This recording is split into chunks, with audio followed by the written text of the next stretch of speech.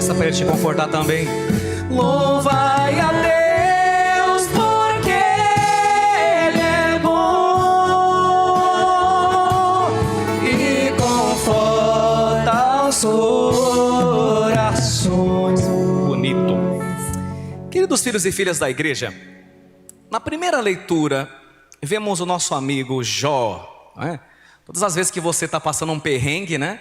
E alguém te dá muito trabalho, dor de cabeça, você já deve ter falado alguma vez ou ouviu: eu tenho que ter uma paciência. Que bom, então vocês vão entender o que eu quero dizer, né?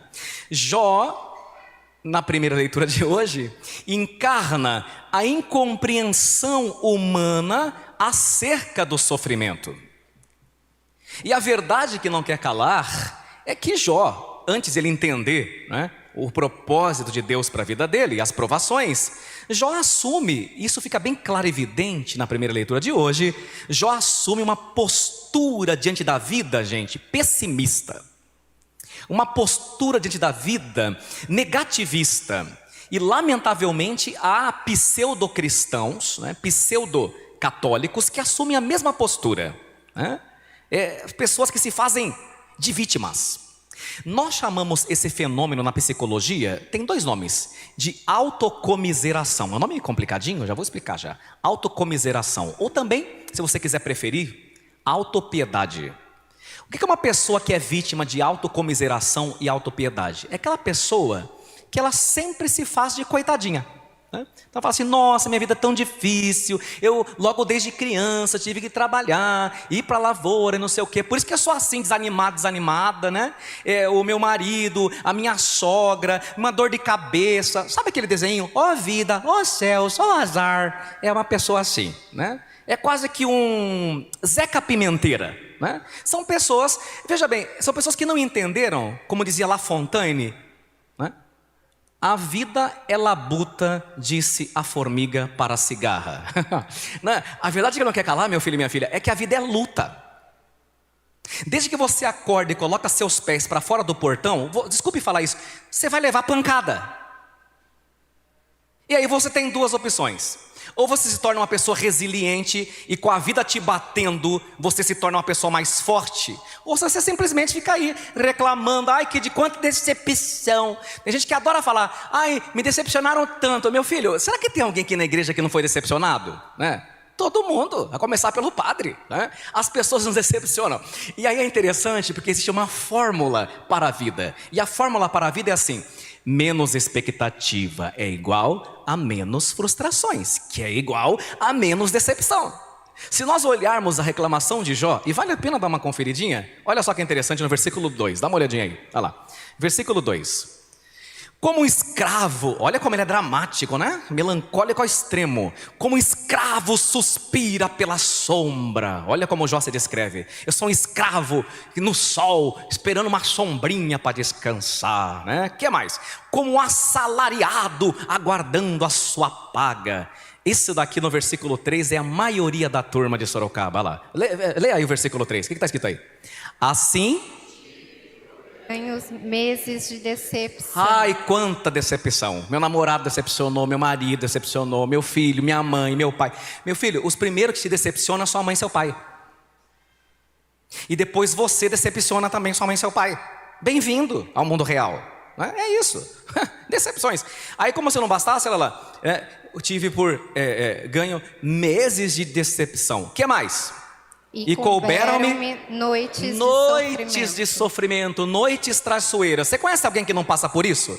Acontece que reclamar da vida e fazer-se de vítima, isso é, assumir uma postura pessimista e de vitimista diante da vida, não resolve os problemas. Se falar que as coisas são difíceis tornassem as coisas fáceis, ainda tudo bem. Agora você vira um poço de reclamação, um poço de penúria, todo mundo tem que ter dó de você porque você é a sofrida e você simplesmente não chega a lugar nenhum, porque você não entende que Deus está fazendo de você uma pessoa mais santa, mais forte, mais resiliente, isso é, mais persistente a partir dos sofrimentos, a partir das dificuldades que vão aparecendo na sua vida. Então, assim como no mundo da academia, no mundo fitness, a gente diz no pain, no gain, sem dor não há ganho. No mundo espiritual espiritual, a mesma coisa. Sem dificuldade, sem desafio, sem penitência, você não chega a desenvolver as potencialidades que estão dormentes em você. Entendeu bem?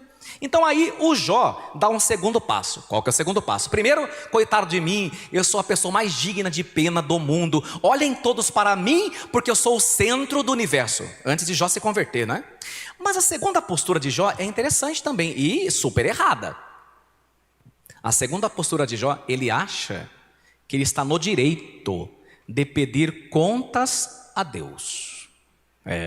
Tem muita gente que é só uma coisinha não sair do jeito que ela quer, estou bravo com Deus, Deus não me ouviu, nossa, Deus deve ter me marcado para sofrer, né? São pessoas que têm essa postura, e aí ele quer pedir contas a Deus.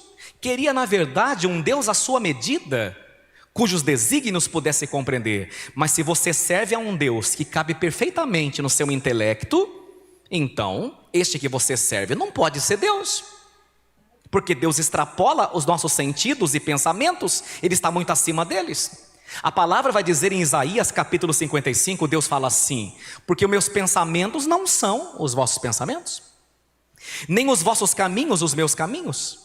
Porque assim como os céus são mais altos do que a terra, assim são os meus caminhos mais altos do que os vossos caminhos, e os meus pensamentos mais altos do que os vossos pensamentos. Então veja a grandeza de Deus, e você às vezes tentando entender a Deus.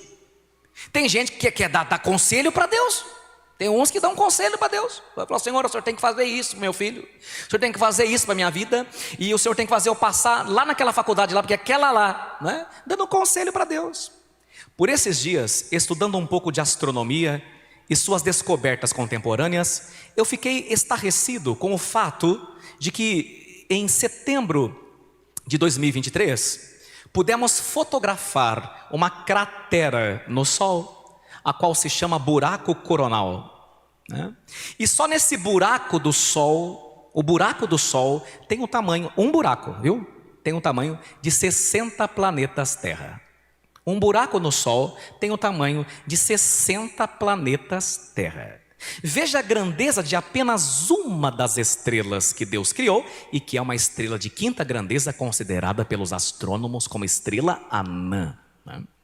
E o que acontece então se você que está a 149 milhões e 600 mil quilômetros de distância do Sol, encarar o Sol sem óculos por algum tempo? Bem, além de danificar a sua vista, certamente ficará atordoado.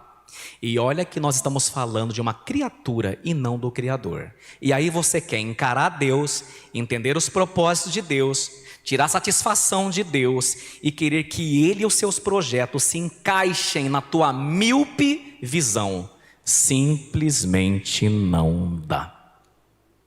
Com uma criança de 2 anos, veja, imagina uma criança de 2 anos, não irá entender os projetos e as preocupações de seus pais. Pois bem, nós estamos em relação a Deus e aos seus projetos em nossa vida a uma distância infinitamente maior. Somente um dia entenderemos com sabedoria seus propósitos em relação à nossa história e à história da humanidade, isto é, a história universal. Muito bem, e agora vamos para os desdobramentos. A doença e a morte não entraram no mundo por vontade de Deus. Mas como sabemos, pela revelação divina, foi por causa do pecado que a morte entrou no mundo e, consequentemente, a miséria, a dor, o sofrimento. Antes de Jesus sofrer a nossa dor e morrer a nossa morte, partilhando da nossa sorte, o sofrimento não fazia sentido algum. Aliás, era estéril, não servia para nada. Mas depois de Jesus, se a gente oferecer a nossa dor à cruz dele e oferecer o nosso sofrimento por nós e pelos outros, meu amigo e minha amiga, isso se transforma num bem redentor, num bem muito maior. É aquilo que São Paulo vai dizer: eu completo em minha carne aquilo que faltou aos sofrimentos de Cristo. A saúde é sem dúvida um bem que todos nós devemos cuidar. Deus te deu saúde, você tem que mantê-la. Se você não mantém, você vai responder em juízo. Mas mesmo a enfermidade, porque um dia ela chega, não é? Se bem aceita e ofertada em desconto de nossos pecados e os da humanidade, pode de fato se transformar em algo extremamente poderoso, porque a enfermidade, nesse caso, se transformará numa demonstração de amor a Deus e aos irmãos. Pois seja na saúde ou na enfermidade, o sentido da vida consiste em amar. Quer esteja são, quer esteja doente, o sentido da sua vida é amar. E assim nós vamos descobrindo o que infelizmente pouca gente descobre. Isso é um fato. Eu tenho escutado pessoas há mais de 15 anos. Pouca gente descobre. Veja, que a felicidade, todo mundo quer ser feliz, né? A felicidade, tão almejada, né, e buscada, desejada, é na verdade um efeito colateral. Vamos explicar isso? Por exemplo, você sente dor de cabeça. Aí você toma uma Neosaldina, né? Qual que é o objetivo da Neosaldina? Fazer o quê? Tirar a dor da cabeça. Mas se você pegar a bula da Neosaldina, não vai ter um lugarzinho lá chamado efeitos colaterais? E às vezes não é meio assustador, né? Se você ficar pensando no efeito colateral, você nem toma remédio, né? Veja, efeito colateral não é o objetivo do remédio. Entenda uma coisa, a felicidade humana é um efeito colateral. Vou explicar. Ou seja, quando a felicidade é buscada em si mesma, apenas por ela mesma, de maneira egoísta e individual, tudo que você consegue é uma sensação de tédio e de vazio. Olhem para a nossa geração. Olhem para os nossos jovens. A maioria dos nossos jovens estão desanimados, emburrados e chatos de galocha. A grande maioria. Exceto os que encontraram Jesus, mas o resto é uma cara de quem comeu e não gostou o tempo todo. Sendo que os jovens de 40 anos atrás eram cheios de ideais, de sonhos, de revolução. Era uma coisa diferente. Hoje os nossos jovens são desanimados, né? Eles têm tudo, mas com uma cara de quem comeu e não gostou o tempo todo. Por quê? Porque buscam a própria felicidade. Não é um paradoxo? Engraçado isso, né? Todo mundo quer ser tão feliz e querendo ser tão feliz acaba sendo tão entediado, tão vazio e tão vazia. O mundo moderno nos ensinou a buscar a nossa felicidade. Então assim, busque a tua felicidade. Se você está com dificuldade no seu casamento, dá um pé nele e vai buscar a tua felicidade, porque você merece ser feliz. O demônio é muito inteligente, né? E nos livrar, esse mundo quer nos livrar de tudo aquilo que exige trabalho e esforço.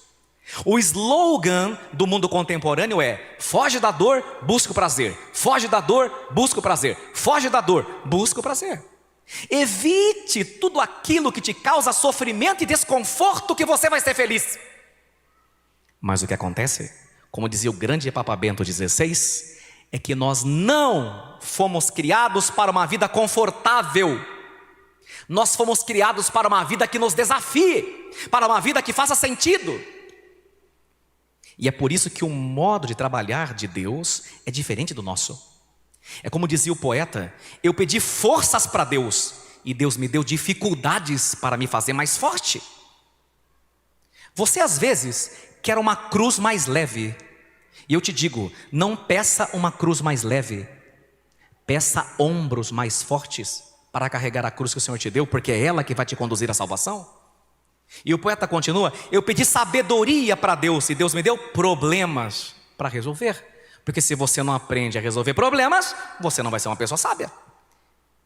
Eu pedi amor para Deus, porque todo mundo quer ser amado, né? É a síndrome do coitadinho. Ninguém me ama, ninguém me quer. Eu pedi amor para Deus. E o que Deus me deu? Pessoas com problemas para eu ajudar. E haja pessoas problemáticas, não é verdade? Deus vai botando no seu caminho. Quer amar? Vou botar aí uns curvas de rio para você aprender a amar, né?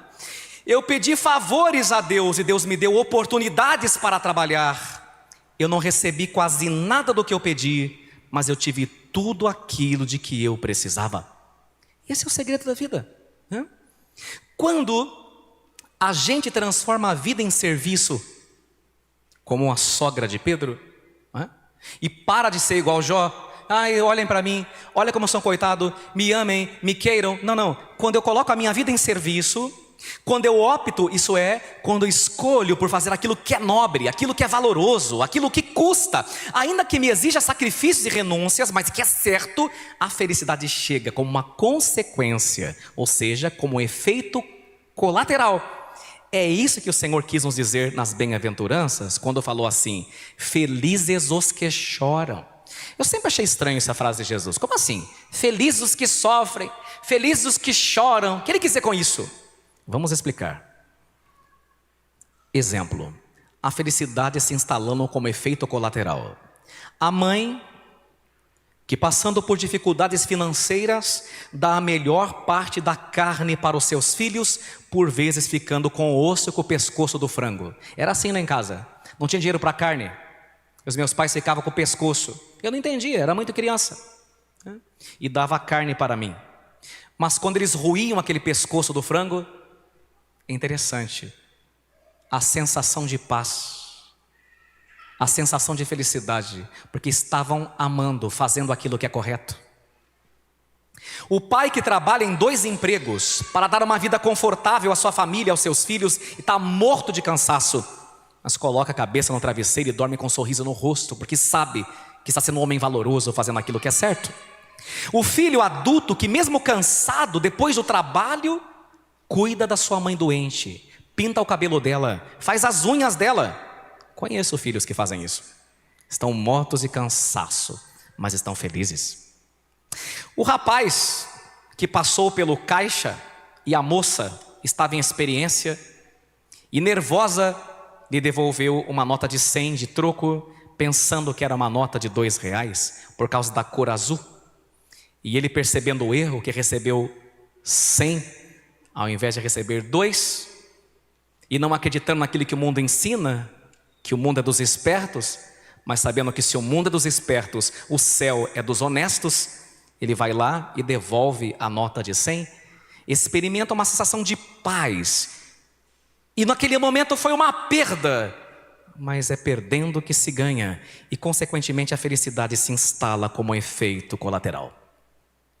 Por isso dizia o poeta: meu amigo me chamou para ir cuidar da dor dele, então guardei a minha no bolso e fui. E quando voltei, eu estava curado, porque a minha dor havia desaparecido.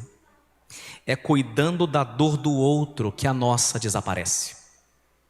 Ontem aqui na missa das 19h30 eu fiquei chocado, porque terminou a missa e uma mulher veio me contar com o marido que ela veio na missa por cura e libertação aqui na última que teve, Ela estava com um problema gravíssimo de saúde, de cirurgia. E uma amiga dela, passando por problema, ligou para ela e ficou contando um problema, E tem gente que não sabe ouvir problema dos outros, Tem gente que disputa problema. Já reparou? Nossa, eu estou com um problema aqui, que eu estou com pedra na vesícula. Você não vê nada, tem um tumor, compete. Quem está mais desgraçado, Tem gente que é assim, não sabe escutar não. Você não vê nada, você não viu nada. Eu tenho dor no pé, na mão, na barriga, Enfim, tem gente que adora contar derrota. Aí ela estava com um problema gravíssimo, e o problema dessa amiga nem era tão assim, mas ela ficou escutando. Aí a amiga falou assim: eu estou com vontade de ir na missa de cura lá da São José. Vamos comigo? E ela não queria contar que ela estava com um problema grave. Ela não estava conseguindo nem andar. Mas olha que interessante, ela falou assim: bem, uma pessoa, minha amiga está chamando para ir na missa com ela. Ela nunca vai, eu vou. Falou para o marido falou: tem certeza? Eu vou, Ela veio. E ela veio dirigindo com muita dor, com muita dificuldade, não falou nada. Falou nada. Quando ela chegou aqui e ela não queria que a amiga percebesse que ela estava andando com dificuldade, ela falou assim: vai vendo lá, um lugar lá que eu vou procurar um lugar para estacionar melhor.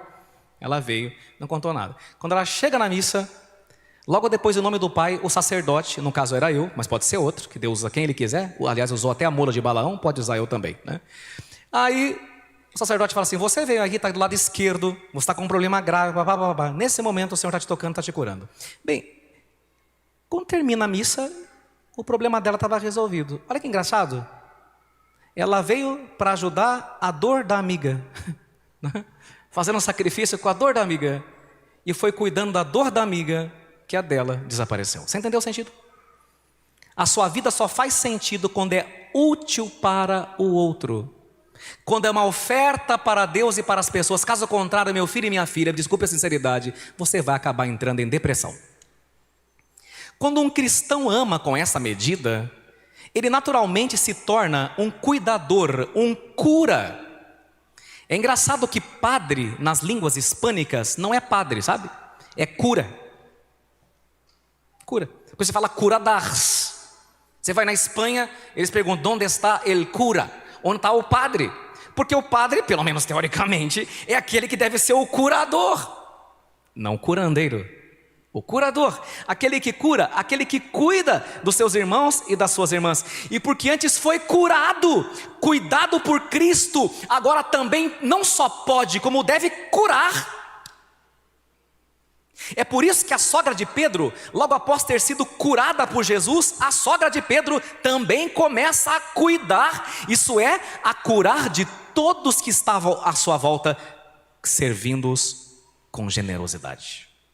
E agora eu vou terminar com perguntas provocativas. Você que está me ouvindo, é um curador? Você fala, eu não, padre, eu não curo ninguém. Cura. Se você é amigo, amiga de Jesus, só a sua presença cura. Quer que eu te prove? Um jeito bem simples, vou te provar para você, olha só. Não precisa responder com a boca. Responda aí no seu coração, no seu pensamento. Já aconteceu com você, você está péssimo, está mal, inseguro, insegura. Você não tem nem vontade de sair de casa. Mas uma pessoa que te quer muito bem, um amigo, uma amiga, falando, não, vamos sair, vamos para o shopping, né? Se você é mulher, passa uma escova nesse cabelo, eu vou te maquiar. Bota um blush, bota um salto, que nós vamos sair. Você sai, conversa, dá risada. Olha que interessante, seus problemas não foram resolvidos. Mas quando você volta melhor. Porque aquela pessoa é cura para você. Você entendeu? Há pessoas que são cura na nossa vida. Simplesmente pelo fato de estarem do nosso lado. E isso é uma coisa linda, impressionante e maravilhosa. Você é um curador como Jesus? Que de acordo com o Salmo, e vale a pena olhá-lo novamente. Olha aí, pega o seu Salmo aí, na segunda estrofe. Olha só o que Cristo faz, o verbo, o que Deus faz. Olha que coisa mais linda, veja aí. Segunda estrofe, vamos lá? Ele conforta os corações despedaçados. Ele enfaixa suas feridas. Olha que coisa mais linda, você tem que fazer a mesma coisa. Você é uma pessoa que conforta os corações despedaçados? Né? Porque às vezes as pessoas chegam para nós com o coração despedaçado, partido, quebrado em 1000 pedaços. Você tem que ser um consolador. Você é daqueles e daquelas que enfaixa as feridas das pessoas à sua volta e com a sua presença, sem mágica, com seu carinho e bondade e sua atenção, as cura, né? Ou você é daqueles, e existem, que aprofundam as feridas ao invés de suavizá-las? Terminam com uma metáfora provocativa. Na natureza, mais precisamente no mar, quando o tubarão sente o cheiro de sangue, ele se move para atacar.